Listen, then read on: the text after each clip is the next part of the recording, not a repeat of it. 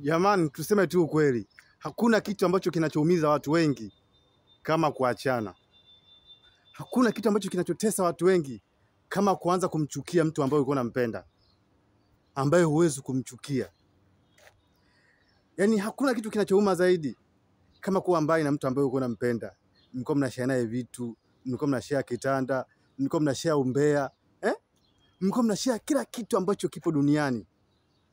Lakini leo unatafuta ubaya wote ili uendelee kumchukia mtu ambaye ulikuwa unampenda. Yaani unajilazimisha kusahau mema yake yote ambayo alikuwa anakutendea kwenye maisha yake, ili uendelee kutengeneza chuki tu kwenye moyo wako. Hivi unajua inauma kiasi gani? Hivi unajua inauma kiasi gani?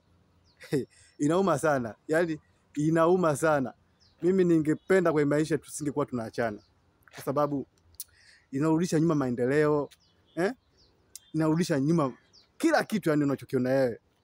Kifupi inaumiza sana yani kumwacha mtu ambaye ulikuwa unampenda na kuanza kumchukia, kuanza maisha